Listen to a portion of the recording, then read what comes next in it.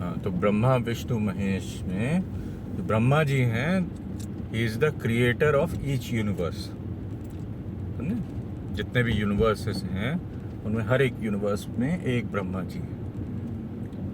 और विष्णु जी हैं, Vishnu ji is the main creator, मतलब basically the entire reality is born out of one breath of Vishnu ji. जितने भी यूनिवर्सेस हैं सारे के सारे एक वो ब्रीद आउट करते हैं, तो उससे मतलब वो आप ब्रीद आउट करते हो तो एरोसोल्स निकलते हैं ना आपके, जिनसे जैसे इन्फेक्शन वगैरह भी होता है, तो वैसे ही वो जब ब्रीद आउट करते हैं तो यूनिवर्सेस निकलते हैं उनके नाक में से। और उनका मुंह बोले, नाक बोले, कृष्ण जी ने दिखाया था मुंह में दिखाया था कृष्ण जी ने। मेरे को लिटिल कृष्णा वाला कार्टून याद है। उसका मुंह लिटिल वो जो छोटा बच्चा था वाला, उसका मुंह खोला था तो पूरा सोलर सिस्टम दिख रहा था। सोलर सिस्टम तो कुछ भी नहीं है बेसिकली, तो सोलर सिस्टम एंटायर क्रिएशन। और फिर सब बिल्कुल ऐसे चौक के देख रहे थे, और फिर कुछ देर बाद दिखना बंद हो गया। तो विष्णु जी ने पूरी क्रिएशन बनाई है।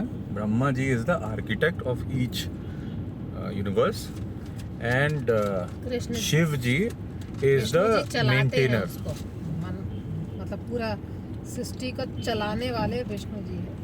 तो एक क्रिएटर है, एक चलाने वाले, एक डिस्ट्रॉयर। वैसे डिस्ट्रॉयर जो हैं विष्णु जी का ही अवतार होंगे, मगर वो यूनिवर्स को नहीं डिस्ट्रॉय करेंगे, वो बेसिकली नए युग को वो लेके आएंगे। ये जब तक कोई ऐसी साइकिल में होती है, ब्रेथ एक खत्म होती तो अगली ब्रेथ आती है, एक आदमी मरता है अगला आदमी जन्म लेता है। डिस्ट्रक्शन भी उतना इम्पोर्टेंट है। That's the beginning of new creation.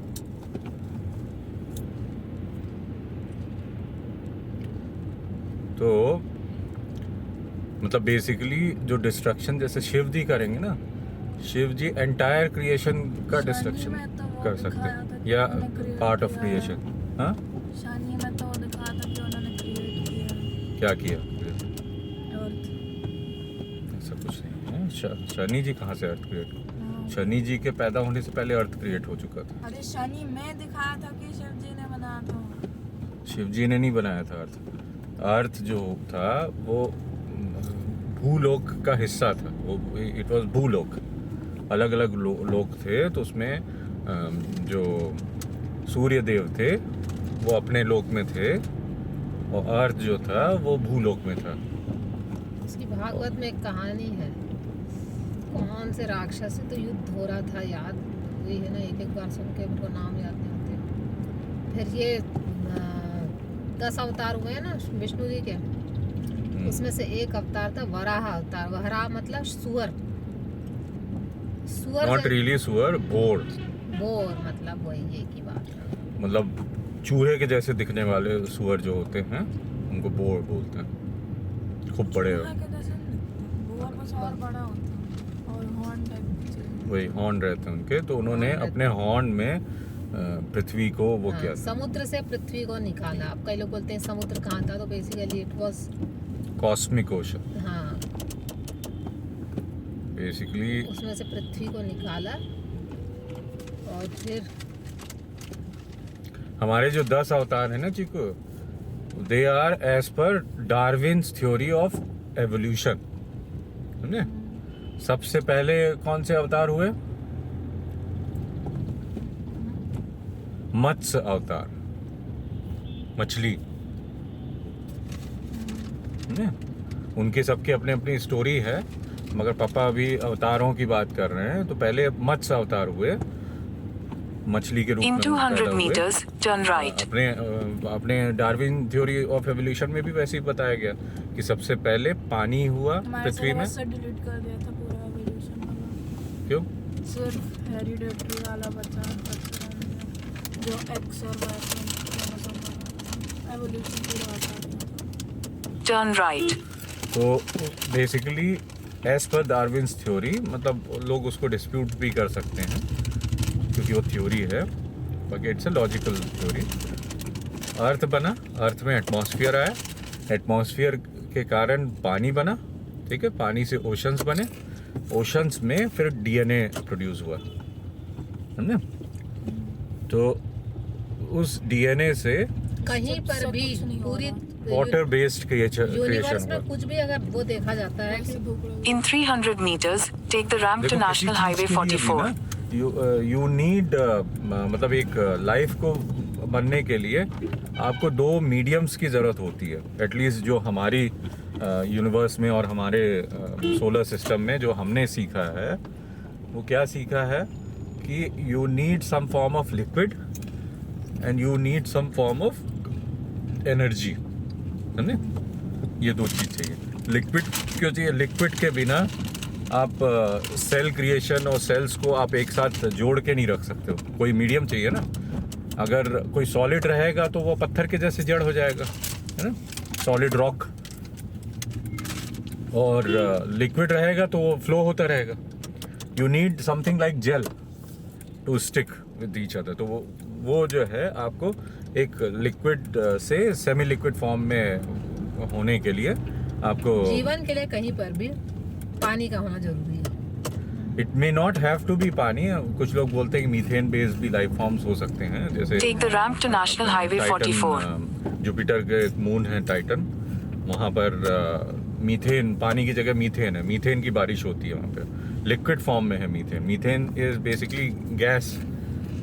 In 400 meters, merge with National Highway 44. अगर जुपिटर में टेम्परेचर कम है तो वो लिक्विड के फॉर्म में है, तो वो वही गैस बन के क्लाउड बन जाता है देखो और फिर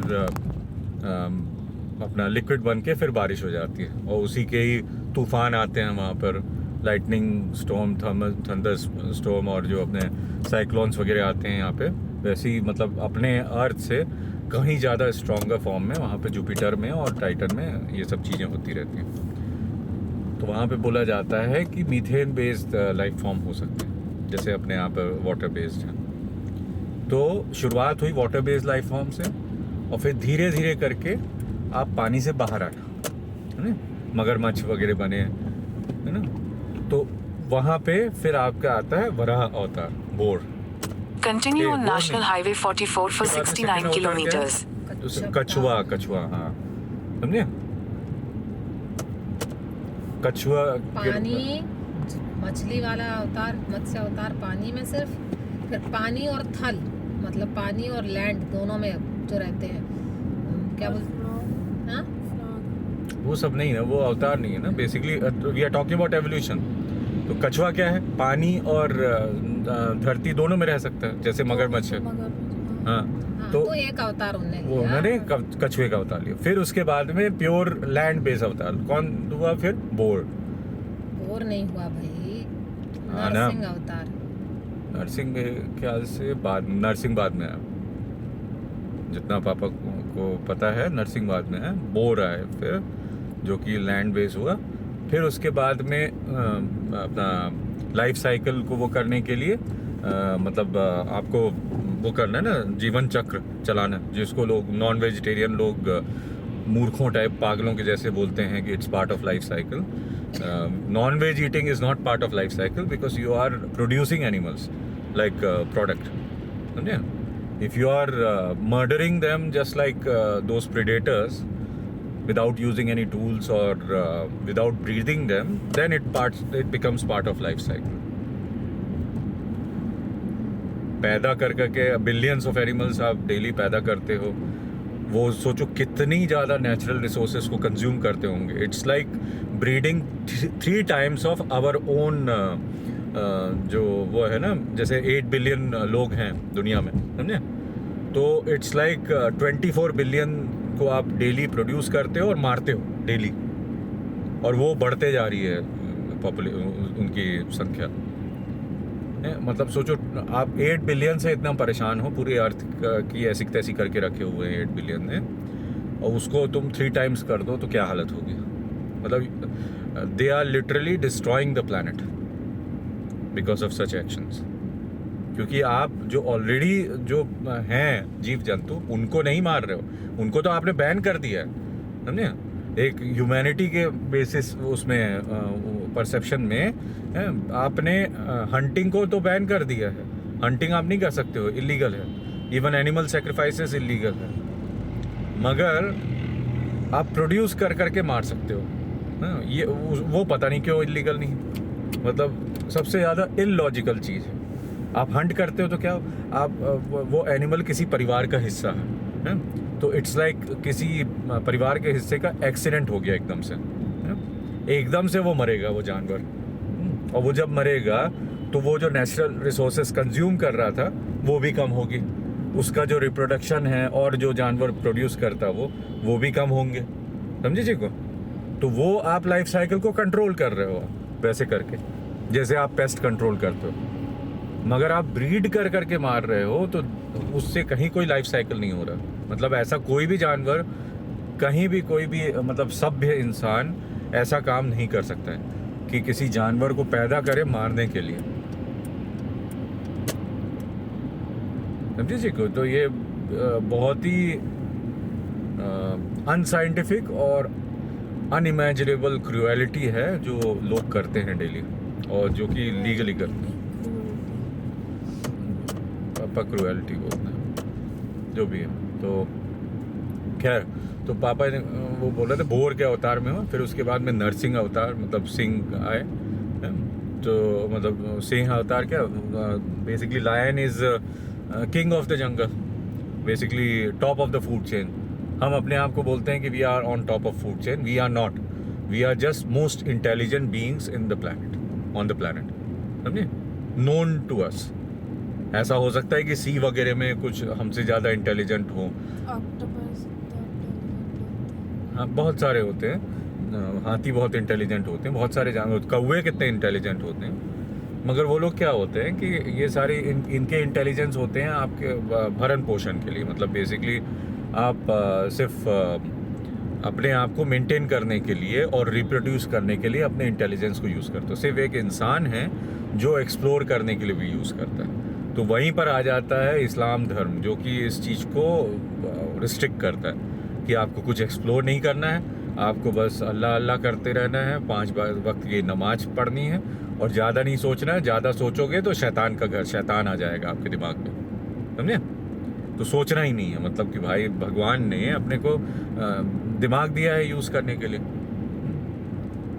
तो आप उसको कैसे यूज़ करते हो आपके ऊपर में। आपको शैतान के जैसे यूज़ करना है वैसे शैतान, इंसान, भगवान सब हमारे अंदर में। हम चाहें तो हम भगवान बन सकते हैं, हम चाहें तो शैतान बन सकते हैं। जो वेस्टर्न वो है इंक्लूडिंग मतलब जितने भी जो अब्राहमिक रिलीजन्स हैं वहाँ पे वो शैतान होता है, एक भगवान होता है, और अपना स्वर्ग नर्क वगैरह ये सारे कॉन्सेप्ट्स होते हैं, एंजल्स वगैरह होते हैं। अपने में क्या है, भगवान हैं, त्रिमूर्ति हैं, देवी देवता हैं मेंटेन करने के लिए। It's like basically they are staff of Bhagwan, और हम इंसान लोग हैं और सारे जीव जंतु हैं। गंधर्व, किन्नर, यक्ष, सब प्रकार के अलग अलग लोक हैं। उसके बाद पितृ देवता से ऊपर माने जाते हैं। यही सब चीजें तो करनी है। तो अब ये फाइनेंस के साथ है। कुछ नहीं होता, वो प्रोफेशन है। जैसे पापा अभी साथ में इन सब चीज़ों के बारे में देखते रहते हैं, सुनते रहते हैं, और चैनल्स वगैरह बना लिए ना,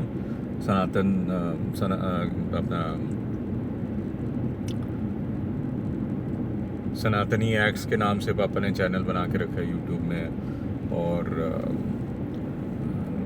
एक्स में भी पापा ने अकाउंट बना लिया सनातनी एक्स के नाम से, तो उसमें पापा पोस्ट करते हैं।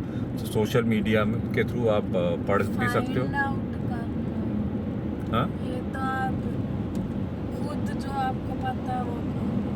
हाँ, और तो वही बेसिकली आप पढ़ के पढ़ाते हो। जैसे मम्मा भी जो वीडियोस बनाती क्या करती हैं, पहले सीखती हैं खुद और एक वो करती हैं, रिवाइज करती हैं, और फिर उसके बारे में बात करती हैं। उसमें क्या होता है कि आपका सब्जेक्ट मैटर एक्सपर्टीज़ बहुत स्ट्रांग हो जाती है। अभी जैसे पापा बोल रहे हैं तो हो सकता है कि कुछ चीज़ें जो है पापा सोच के बोल रहे हैं, और या फिर कुछ चीज़ें में एक्यूरेसी की कमी हो, और वही पापा अच्छे से इस चीज़ को रिसर्च करके फिर पापा बिच्चू को बोलेंगे तो वो ज़्यादा स्ट्रांगली बिच्चू को समझ में आएगी, समझे? अभी तो पापा बस ऐसी सोच सोच के जो समझ याद आ रहा है पापा को बताते जा रहे हैं।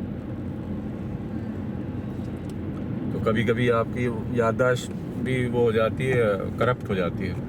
तो जो पापा को याद आ रहा है वो ज़रूरी नहीं है कि 100% एक्यूरेट हो। हाँ continue। तो इस तरह से होता। फिर उसके बाद में हमारे इंसान के रूप में होता है, राम जी आए हैं, राम जी के बाद में कृष्ण भगवान, और फिर तीसरा, टोटल सिर्फ 3 अवतार होंगे क्योंकि अपने 4 युग बोले गए हैं इंसानों के लिए, समझे?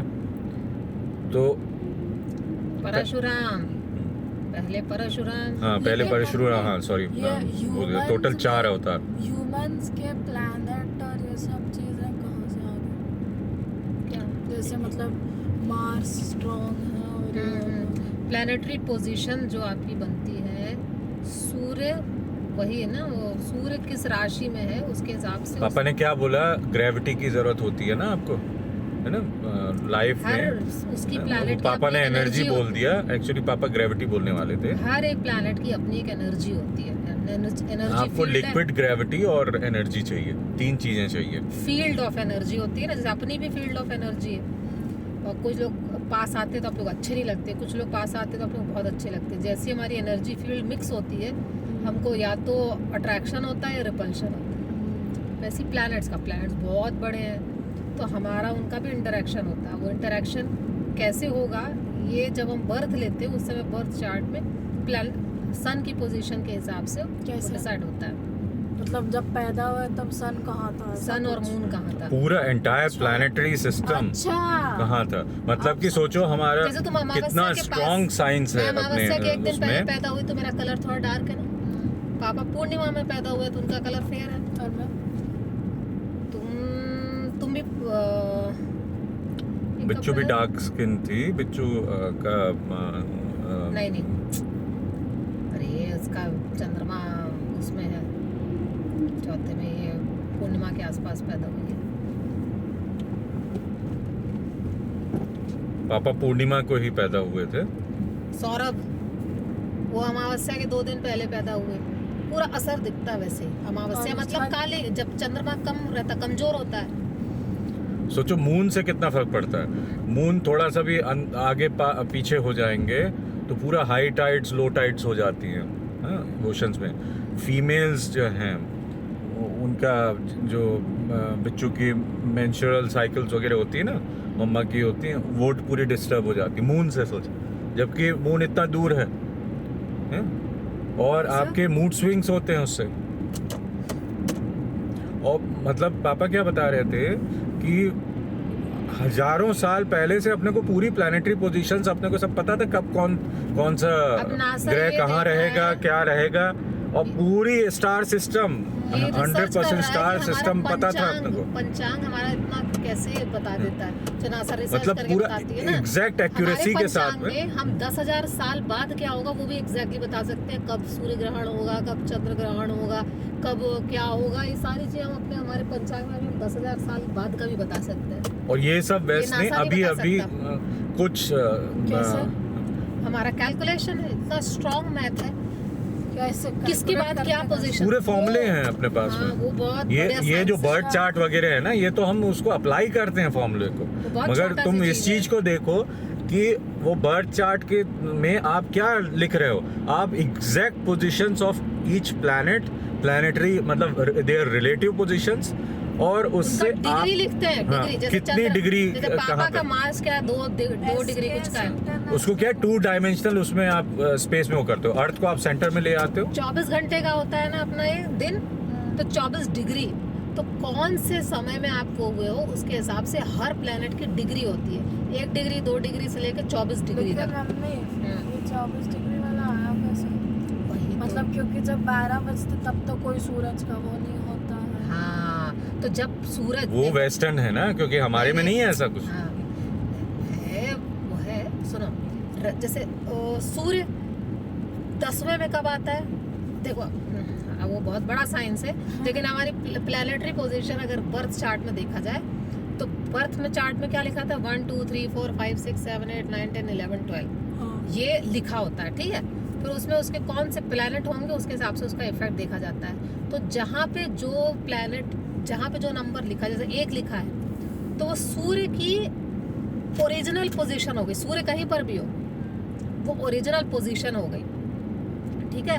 मतलब ओरिजिनल पोजीशन मतलब उसका नैसर्गिक घर माना जाता है। मतलब कि जैसे मैं छत्तीसगढ़ की हूँ तो मेरा नैसर्गिक घर छत्तीसगढ़, भले मैं रहूँ कहीं पे भी, पर मैं मानी छत्तीसगढ़ की जाऊंगी।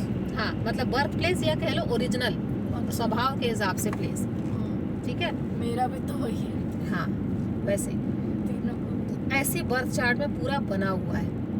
तो एक मतलब सूर्य क्या बताता है? आपकी आत्मा बताता है, क्योंकि आत्मा से हर चीज बाहर आती है।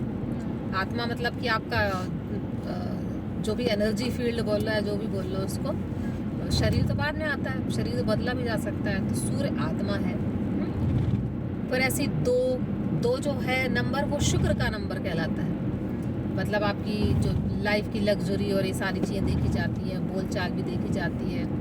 3rd 4th, इस 4th चंद्रमा का घर माना जाता है। तो ये सब हमने कैलकुलेट करके रखा कि कौन सा किसका नैसर्गिक घर है, फिर वो कहाँ पर बैठा है, किस डिग्री में बैठा है आपके बर्थ के समय में, उस फिर आपस में क्या रिलेशनशिप है। इस सब के हिसाब से एक्यूरेसी आती है कि अल्टीमेटली आपकी लाइफ में आपका नेचर क्या होगा, आप कैसे डिसीजन लोगे, आप क्या करोगे, हर चीज़।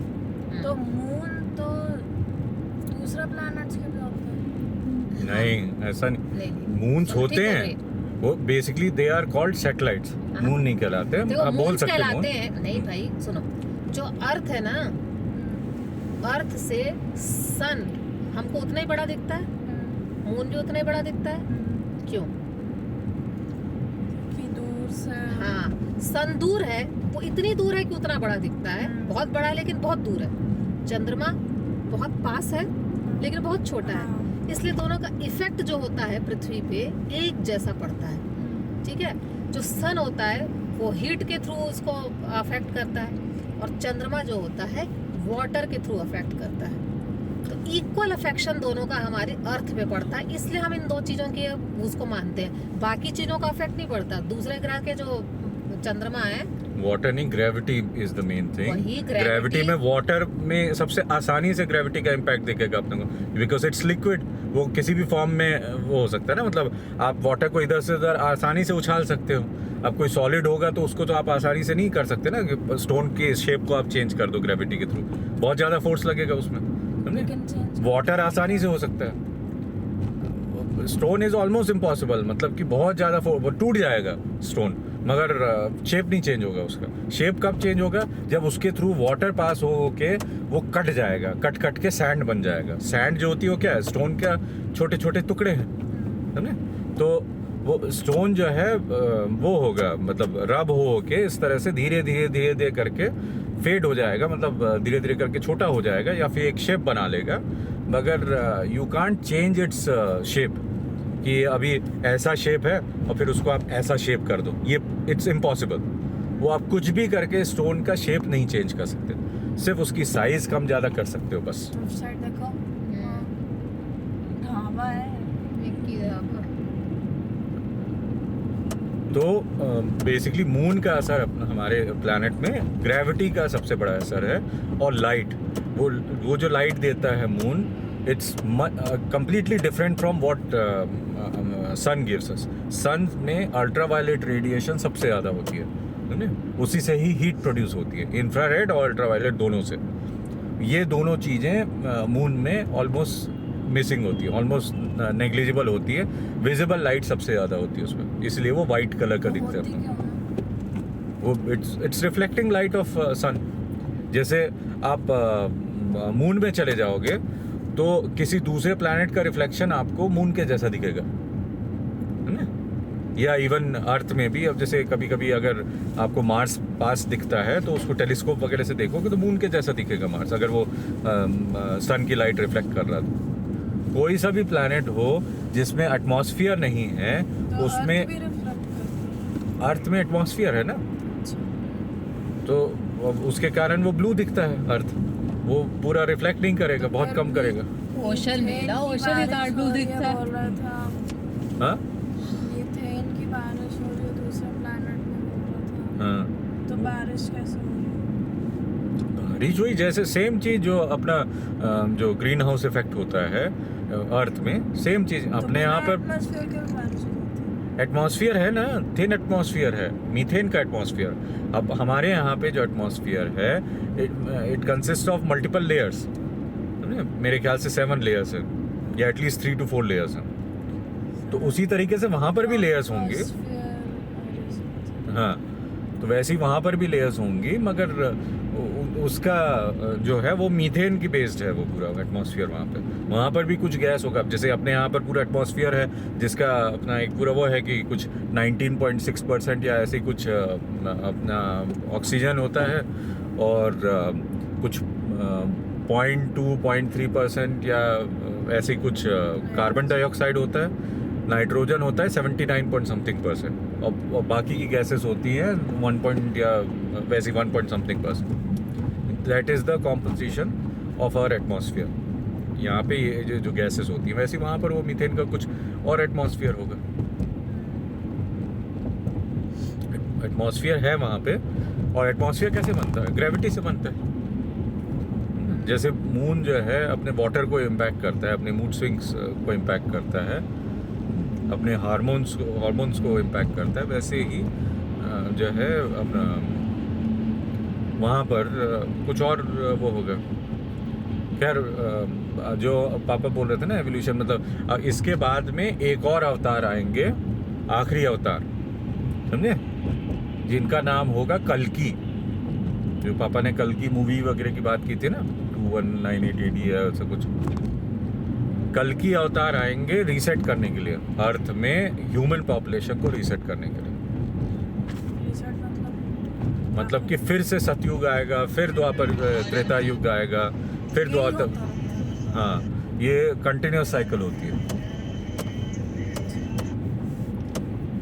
इसीलिए अपने को पिछले साइकिल्स की चीजें, मतलब इट्स लाइक पूरा मिक्सी में ग्राइंड कर दोगे चीजों को, तो क्या चीज थी, मल्टीपल चीजों को आप मिक्स कर दो, जैसे चटनी बनाते ना तो वैसी अर्थ में चटनी बनती रहती है। तो इसलिए पुराने सिविलाइजेशंस का वो ही ऑलमोस्ट गायब हो जाता है। इसलिए अपने को लगता है कि ये सब कहानी है, किससे कहानियाँ। जैसे डायनासोर्स के अपने को सिर्फ कंकाल मिलते हैं और कुछ नहीं मिलता, वो भी बहुत अंदर में गड़े हुए मिलते हैं। और जो स्ट्रक्चर्स वगैरह थे पुराने ज़माने के, वो स्ट्रक्चर्स के मल्टीपल, अर्थ की जो लेयर्स है ना वो अपनी वो शफल होती रहती है। अंदर से मैग्मा आएगा, वॉल्केनोस इरप्शंस होंगे, हैं, तो वो जो अभी जो सरफेस में जो चीज़ें हैं वो सारी की सारी मैग्मा के नीचे दब के पूरी गल जाएंगी। मैग्मा इतना हीट होते हैं, जल जाती हूँ, गल जाती हैं सारी चीज़ें। तो ये एस्टेरॉइड वगैरह गिरना कम कैसे होगा? एटमॉस्फेयर के कारण। एटमॉस्फेयर जो है अपना थिक एटमॉस्फेयर, जैसे पापा ने बोला ना, डायनासोर कैसे मर गए एस्टेरॉइड से? क्योंकि वो एस्ट्रॉइड जो है बहुत बड़ी स्टॉक है, वो it was a comet not asteroid. तो वो बहुत बड़ा एस्ट्रॉइड, वो अपने जैसे ये कार में एक छोटा सा आया था ना, अपने को लगा कि जैसे किसी ने गोली मार दी है ना, इट वाज अ एस्ट्रॉइड। तो पापा को उस समय समझ में ही नहीं आया, अपने को किसी को नहीं समझ में आया कि क्या है वो। फिर बाद में पापा को समझ में आया कि वो मतलब कोई वीडियो देखा पापा ने, उसमें पता चला कि वो अपने अर्थ में ये एस्ट्रॉइड्स की बारिश होती रहती है। तो इसी टाइप से किसी मूवी में पापा ने देखा कि किसी के कांच, गाड़ी के कांच में हुआ, और वो भी वैसे ही रिएक्ट कर रहे थे कि ये क्या हुआ, क्योंकि किसी फ्लाईओवर के थ्रू जा रहे थे। मतलब बेसिकली अपन जब जा रहे थे कोई भी नहीं था अगल बगल, कोई गाड़ी भी नहीं थी, कुछ भी नहीं था, तो कहाँ से आया वो, क्या था वो। और इतना स्ट्रॉन्ग था वो, एस्ट्रॉइड्स होते हैं उतने स्ट्रॉन्ग, पत्थर भी नहीं होता उतना स्ट्रॉन्ग, कि उसने यहाँ पर ऊपर में डेंट भी किया बहुत बुरी तरीके से। देखा था ना, बीच में बिल्कुल डेंट है अपने रूफ में, जबकि अपनी बॉडी गाड़ी की इतनी स्ट्रॉन्ग है। अंदर जो जब आते हैं ना तो खूब बड़े होते हैं, तो अंदर आके बर्न होके टुकड़े टुकड़े हो जाते हैं। एटमॉस्फेयर से रगड़ खा के, जो एयर से रगड़ उसके खा के। उसका एक टुकड़ा अपने को लगा था, वो जब एंटर किया एटमॉस्फेयर में तो वो बहुत बड़ा था। अपने पास आते आते सिर्फ उसका एक पीस अपने को हिट किया। इतना ज्यादा वो रहता है। कॉमेट क्या होता है? कॉमेट इज बिग, मतलब वो टुकड़े नहीं हो पाता है, ज़्यादा नहीं टुकड़े हो पाता है, बड़े बड़े टुकड़े उसके होते हैं। मतलब वो इतना बड़ा होता है कि उसके जो टुकड़े भी होते हैं वो बहुत बड़े बड़े हो जाते हैं। तो वो कभी हिट करेगा तो it's like multiple nuclear bombs, बहुत स्ट्रांगली हिट करेगा। अभी पापा ने कुछ हफ्ते पहले मूवी देखी है, पापा मम्मा को बता रहे थे, ऐसी ही कोई एस्ट्रॉइड जो है मून को हिट किया उस मूवी में, समझे जी को। तो वो इतना बड़ा था, इतना स्ट्रांग इम्पैक्ट हुआ मून को, तो उससे अर्थ तो बच गया, मून बीच में आ गया। तो मतलब moon also acts as a protector, उसी के ऊपर में एस्ट्रॉइड सबसे ज़्यादा सब हिट होती रहती है ना। और तो ये शूटिंग स्टार वगैरह शूटिंग स्टार्स जब अपनी लाइफ ख़त्म हो जाती है ना, जैसे अपने सन के साथ भी होगा ये चीज़, जब स्टार्स की लाइफ ख़त्म हो जाती है तो वो एकदम से फ्यूज़ हो जाते हैं, ड्वार्फ बन जाते हैं, ड्वार्फ प्लैनेट बोलते हैं उसको। तो ड्वार्फ मतलब क्या होता है कि वो उनकी ग्रेविटी ही अपने मतलब इतने स्टार्स में क्या ग्रेविटी इतनी स्ट्रांग रहती है, सोचो वो फायर को अपने आपस में वो करके रखती है ना, नहीं तो ग्रेविटी नहीं रहेगी इतना। फायर को आप कैसे ग्रेविटी से, अपने अर्थ में ग्रेविटी मतलब काम नहीं करती फायर ऊपर की तरफ जाती है ना अर्थ में भी। मगर तुम किसी भी मतलब बेसिकली अपने सन का ही देख लो, सन की अगर तुमने फोटोज़ वगैरह देखी होगी तो पूरा एक फायर बॉल है ना। तो बाहर की तरफ उसके सोलर फ्लेयर्स आते हैं, सोलर विंड्स बोलते हैं, सोलर स्टॉर्म्स बोलते हैं, अगर बहुत ज़्यादा है तो अपने अर्थ में भी आती रहती हैं। मगर अपने अर्थ का जो एटमॉस्फेयर है उसमें आयोनोस्फीयर है एक ऊपर में, समझे। पापा बोल रहे थे ना अलग अलग एटमॉस्फेयर्स हैं, तो एक एटमॉस्फेयर है आयोनोस्फीयर जिसमें आयन्स है पूरे अर्थ में, समझे। तो आयोनोस्फीयर जो है वो पूरे सोलर फ्लेयर्स को एब्जॉर्व कर लेती, पूरा मतलब शॉर्ट सर्किट कर दे के उसको पूरा डिसॉल्व कर देती। तो अर्थ में सरफेस तक नहीं आ पाते वो सोलर फ्लेयर्स। नहीं तो अगर आयोनोस्फीयर नहीं रहेगा तो अपनी पूरी लाइफ ख़त्म हो जाएगी। उससे सन से कंटिन्यूसली गामा रेज रेडिएशन होते हैं, जैसे अपने माइक्रोवेव ओवन होता है ना, उसी टाइप का रेडिएशन सन करता रहता है। तो वो आयोनोस्फीयर के कारण ही जो है हम अपने आप को प्रोटेक्ट करके रखे हुए हैं। और इसीलिए बोला जाता है कि जो इंसान मून में गए थे, जो नील आर्मस्ट्रॉन्ग वगैरह, वो शायद एक होक्स है, क्योंकि आपने आयोनोस्फीयर के बाद में अपनी लाइफ को कैसे जिंदा रखा, क्योंकि रॉकेट में ऐसा कुछ तो था नहीं कि यूवी रेज से आप अपने आप को बचा सको और गामा रेज से आप बचा सको अपने आप को। यूवी रेज से बचा तो सकते हो आप किसी तरीके से, गामा रेज से बचाने के लिए अभी तक कुछ टेक्नोलॉजी नहीं बनी है, समझिए। सन की गामा रेज से आपने अपने आप को कैसे बचाया जब आप मून में लैंड किया और फिर मून से वापस आए। तो इसीलिए लोग बोलते हैं कि भाई ये होक्स वो है, मतलब फर्जी बात है कि यूएस ने मून में भेजा था, क्योंकि उसके बाद में फिर कोई गया ही नहीं। उसी समय गए शुरू में 1970s में, उसके बाद में मतलब क्या टेक्नोलॉजी पूरी ख़त्म हो गई है कि कोई गया ही नहीं। तो इस वो सब मैन मिशन नहीं था ना, मतलब देवर ओनली डिवाइसेस, इलेक्ट्रॉनिक्स गया ना।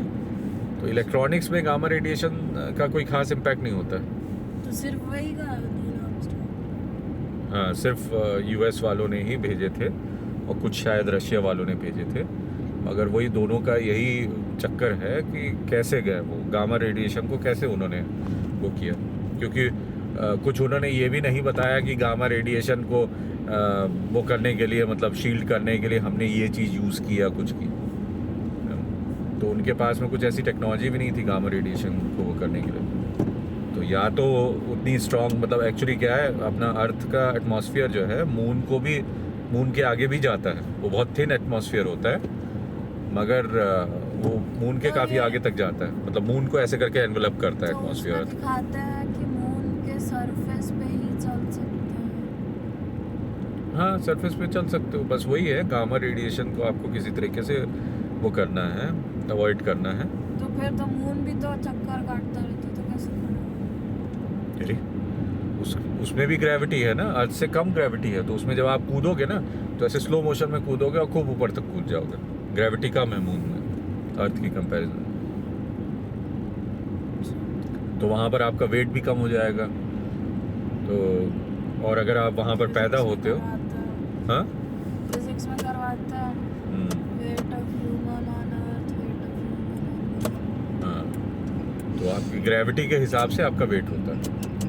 एक होता है मास आपका कांस्टेंट होता है, समझे।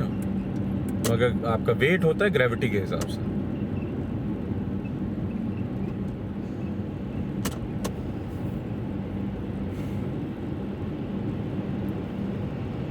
और ग्रेविटी अभी भी मिस्ट्री है। Gravity is like magnetism but it's not magnetism, क्योंकि मैग्नेटिज्म सिर्फ आयरन में काम करता है और ग्रेविटी हर चीज में काम करती है।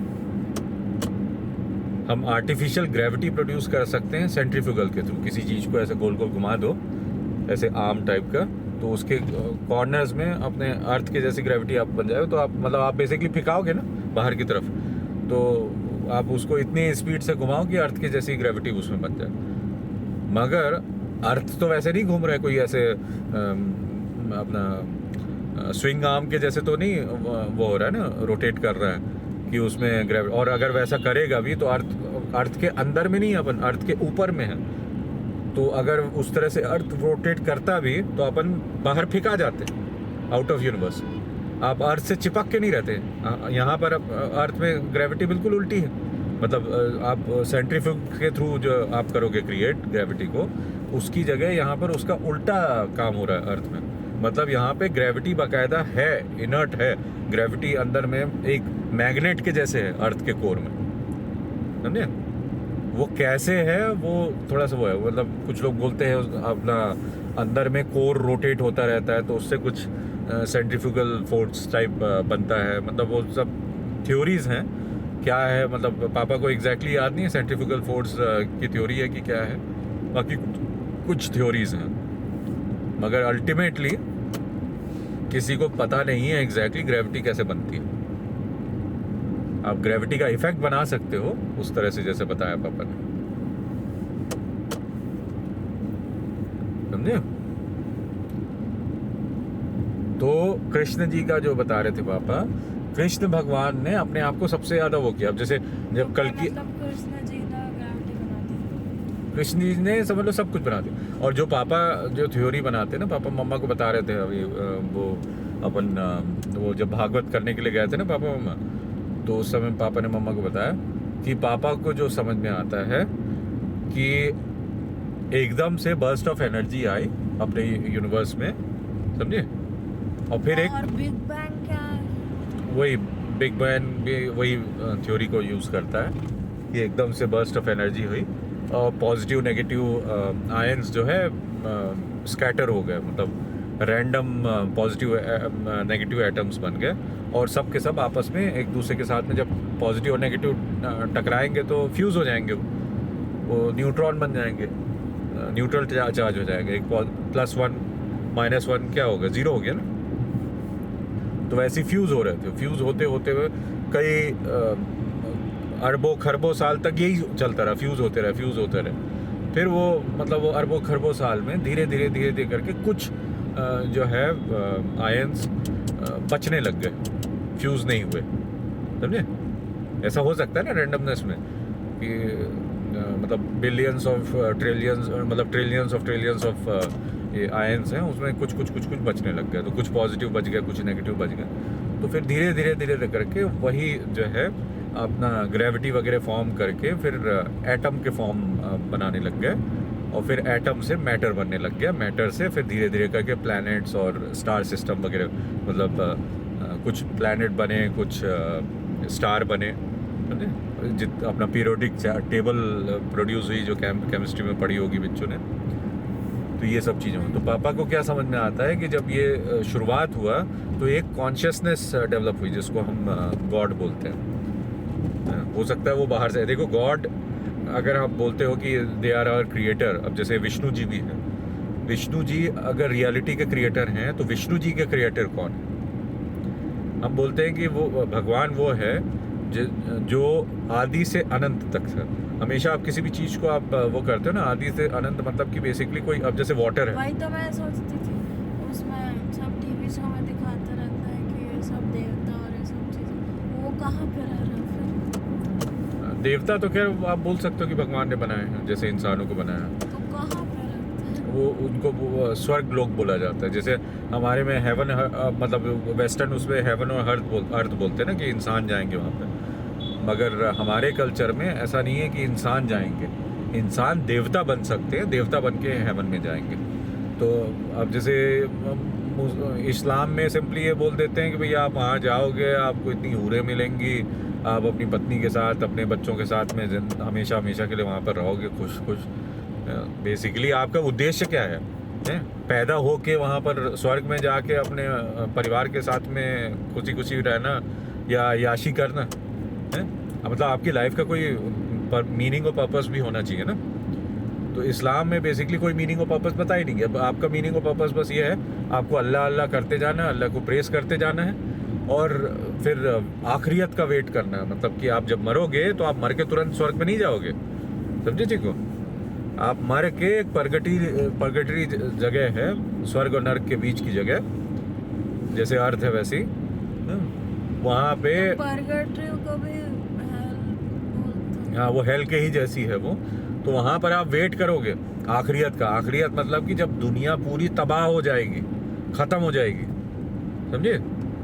जब when there will be no universe or anything, तब जो है भगवान आएंगे, अल्लाह आएंगे, वो आपका हिसाब करेंगे, समझे? हाँ भाई, आपने क्या किया था, क्या नहीं किया था, क्या अच्छा किया, क्या बुरा किया, तो आपको स्वर्ग भेजें कि नरक भेजें, वो डिसाइड करेंगे, समझे? उसकी बेसिस पे फिर तब आप जाओगे। मतलब कि अरबों खरबों पता नहीं कितने सालों के बाद ना, आप उससे पहले तक आप ऐसी टंगे रहोगे परगटरी में, जो कि हेल के जैसी। ये उनका कॉन्सेप्ट है। और फिर वहाँ जाके करोगे क्या? मतलब आपने पैदा होके क्या किया है, वहाँ जाके क्या करोगे? कोई किसी को इस चीज़ से मतलब ही नहीं, उतना सोचते ही नहीं है वो लोग, क्योंकि सोचना मतलब शैतान का घर आ जाएगा। सोचेंगे कुछ तो उनको सोचना ही नहीं। हाँ, अल्लाह अल्लाह अल्लाह, अरे अल्लाह कितनी अच्छी है, है ना?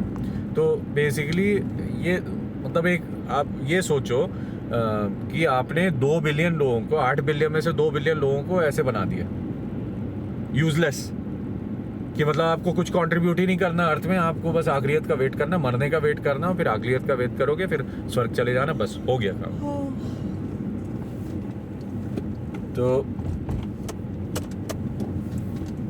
तो ये थोड़ा सा वो है। मतलब अपने में क्या है, जब कल की अवतार आएंगे, कल की अवतार कब आएंगे? जब बिल्कुल खत्म, मतलब आपका मतलब बहुत ज़्यादा ईविल हो जाएगा अर्थ में। जैसे इनके मतलब इस्लाम में भी बोला जाता है कि जब सारे लोग मुस्लिम हो जाएंगे तब फिर पूरी दुनिया तबाह होगी। मतलब क़यामत से पहले सारे के सारे लोग मुस्लिम होंगे। मतलब बेसिकली वही लोग क़यामत लेके आएंगे एक तरह से, क्योंकि उसके अलावा और कुछ कर नहीं सकते। डिस्ट्रक्टिव माइंडसेट होता है उनका बिल्कुल, तो इस्लाम के कारण। तो बेसिकली प्रॉब्लम क्या है कि कल की अवतार क्यों आएंगे? कल की अवतार रीसेट करने के लिए आएंगे, रीसेट बटन दबाने के लिए, कि भैया सब तुमने तहस नहस कर दिया। अब जैसे कोई सा गेम बिच्चू खेल रही है ना चीकू, अब वो गेम खेलते खेलते बिच्चू का ऐसा लगा, बिच्चू कुछ जीत ही नहीं पा रही, बिच्चू एकदम हार गई है, तो बिच्चू हार के मर के गेम को ख़त्म कर देगी, और या फिर दोबारा स्टार्ट करेगी गेम को बाहर आके, है ना चीकू? तो सेम चीज़ भगवान करेंगे कि जब एकदम ही बियॉन्ड रिपेयर हो जाएगा अपना यूनिवर्स और अर्थ, पर्टिकुलर अर्थ में लोग, यूनिवर्स नहीं अर्थ में लोग, तो उनको वो रीसेट कर देंगे। मतलब ज़्यादातर लोग मर जाएंगे उसमें, और जो बचेंगे वो सतयुग बनाएंगे। मतलब जो अच्छे लोग रहेंगे बस वही लोग बचेंगे, और वो जो है फिर से मतलब एक अच्छा आइडियलिस्टिक वर्ल्ड बनाएंगे। फिर सतयुग से फिर त्रेता युग आएंगे, फिर राम जी जन्म लेंगे, हनुमान जी आएंगे, है ना, परशुराम जी होंगे, सब होंगे। मतलब बेसिकली इस तरह से साइकिल रिपीट होती है अपनी सनातन धर्म के हिसाब से। मतलब तुम सोचो कि ये चीज़ रियलिटी हो चाहे नहीं हो, अगर ये किस्से कहानी भी है तो कितना एडवांस लेवल पे हमारे पूर्वजों ने सोचा है हजारों साल पहले, समझे? वेस्ट में लोग भगवान और राक्षस और देव अपना एंजल्स और मतलब बहुत ही एलिमेंट्री बेसिक लेवल पे उन्होंने अपने चीज़ों को लिखा है, इमेजिन किया है। और जीसस ह्यूमन थे ना? जीसस ह्यूमन थे, उन्होंने तो फिर बोला था। उन्होंने कैसे क्रिएट कर दिया सब चीज़? उन्होंने कुछ नहीं क्रिएट किया। वो अगर कोई बोलता है तो वो झूठ बोलता है। As per Bible he is son of God, और एज पर गीता कृष्ण भगवान गॉड हैं। तो इसका मतलब एक तरह से ये हो गया कि वो कृष्ण भगवान के सन हो गए। ये कॉन्सेप्ट है। तो फिर सन ऑफ गॉड को क्यों? एक्चुअली सन ऑफ गॉड मतलब क्या हुआ, मतलब गॉड का हिस्सा हो गया, तो वो ये उससे ये डिड्यूस करते हैं कि गॉड का बच्चा भी गॉड हो गया, मतलब इंसान का बच्चा इंसान होता है ना, वैसे गॉड का बच्चा गॉड। अब उस हिसाब से तो वही बोलते हैं कि each one of us have got essence, हमारे अंदर में भगवान का अंश है, तो मतलब हम सबके सब भगवान हैं, जो कि एक तरह सच्चाई भी, जो पापा बता रहे थे ना, जो पापा की जो थ्योरी है वो ये है कि जब यूनिवर्स फॉर्म हो रहा था, वो जब बॉम्बार्डमेंट हो रहे थे, जब आयंस एक दूसरे को फ्यूज़ कर रहे थे, तो उसी समय उस फ्यूजिंग में ही समझ लो एक कॉन्शियसनेस प्रोड्यूस हो गई। रैंडम इवेंट हुआ समझ लो, है ना, उस रैंडम इवेंट में एक कॉन्शियसनेस हो, जैसे हम अगर बोलें कि हम रैंडमली पैदा हो गए हैं, तो उसी तरीके से रैंडमली उस समय एक उस वक्त मैटर तो था नहीं, समझे, उस वक्त जब कोई मैटर नहीं था, सिर्फ आयंस था, तो एक समझ लो आयंस से ही एक रोबोट के जैसा एक कॉन्शियसनेस प्रोड्यूस हो गई, समझे। तो उस कॉन्शियसनेस ने जो है देखा ये क्या हो रहा है मेरे सामने में, है ये सब बॉम्बार्डमेंट वगैरह हो रहे हैं, आपस में एटम्स फ्यूज़ हो रहे हैं, मतलब ये आयंस फ्यूज़ हो रहे हैं। तो चूँकि वो कॉन्शियसनेस का कोई फॉर्म नहीं था, जैसा कि हम मतलब सारे ही धर्मों में ये बोला जाता है कि भगवान का कोई आदि से अनंत तक है भगवान, और उनका कोई फॉर्म नहीं है, फॉर्मलेस है, समझे। तो वही फॉर्मलेस कॉन्शियसनेस थी, चूँकि उस समय कोई फॉर्म था ही नहीं, सिर्फ आयंस थे, है ना, चार्ज पार्टिकल, सिर्फ इलेक्ट्रिसिटी से समझ लो, इलेक्ट्रिसिटी भी नहीं थी, सिर्फ पार्टिकल्स थे, चार्ज पार्टिकल्स थे, जिनके थ्रू इलेक्ट्रिसिटी फ्लो होती है। तो चूँकि कुछ और नहीं था,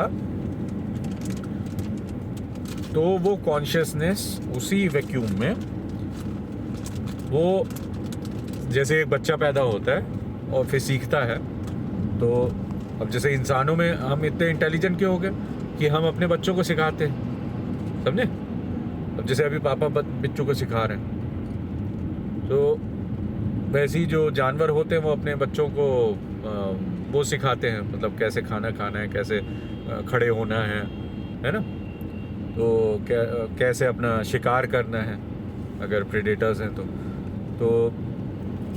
तो वैसे ही जो है सब लोग सिखाते हैं। मगर अगर बच्चा लावारिस हो तो वो खुद ही सीखेगा, है ना, अपने बेसिक इंस्टिंक्ट से सीखेगा। अब जैसे कोई जानवर पैदा होके, जैसे कुत्ते का बच्चा है, तो वो अगर पैदा होके उसकी माँ और पिता अगर नहीं रहेंगे तो वो खुद ही सीखेगा, जो भी कुछ सीख सकता है वो, जिससे भी सीख सकता है। तो अब समझ लो कि आप पैदा हुए हो कहीं पे जहाँ पर आपके अलावा और कुछ भी नहीं है, कोई और आपको सिखाने के लिए नहीं है, कोई और कॉन्शियसनेस नहीं है, कोई और इंटेलिजेंस नहीं है, सिर्फ रैंडमनेस है। तो फिर आप खुद ही सीखोगे सब कुछ, खुद ही इमेजिन करोगे, खुद ही समझोगे, खुद ही सब करोगे। तो वैसे ही ये जो कॉन्शियसनेस प्रोड्यूस हुई, उसने खुद ही लाखों करोड़ों अरबों सालों तक सोच समझ के फिर धीरे धीरे करके मैटर बनाना शुरू किया, धीरे धीरे करके प्लैनेट्स बनाना शुरू किया, धीरे धीरे करके स्टार्स बनाए, अपना physics, laws of physics, laws of जितने भी मतलब साइंटिफिक वो हैं, लॉज हैं, फ्रेमवर्क हैं, वो सारी चीज़ें बनाई, समझिए को। मतलब कई अरबों करोड़ों अरबों साल तक ये चीज़ करते रहे, क्योंकि वो ना ही बड़े होंगे, वो अगर फॉर्मलेस हैं तो वो ना ही बड़े होंगे और ना ही बुजुर्ग होंगे और ना ही मरेंगे, समझिए चीज़ को। कॉन्शियसनेस है, इट्स प्योर कॉन्शियसनेस। तो वो प्योर कॉन्शियसनेस धीरे धीरे करके अपना इंटेलिजेंस खुद डेवलप किया, समझे, और फिर इवेंचुअली वो गॉड बन गए, और गॉड बन के पूरे यूनिवर्स को चलाने लग गए, समझे। और हमारे अंदर में अपना कॉन्शियसनेस का हिस्सा डाल दिया, और इससे हमारे अंदर में इंटेलिजेंस आ गई। जानवरों के अंदर में हिस्सा कम है, तो उनमें बेसिक इंटेलिजेंस है सिर्फ अपना भरण पोषण करने के लिए, और हम में इंटेलिजेंस इतना है कि हम एक्सप्लोर भी कर सकते हैं, हम सीख भी सकते हैं, हम आगे और अपने फ्यूचर जनरेशंस को और भी ज़्यादा स्मार्ट बना सकते हैं।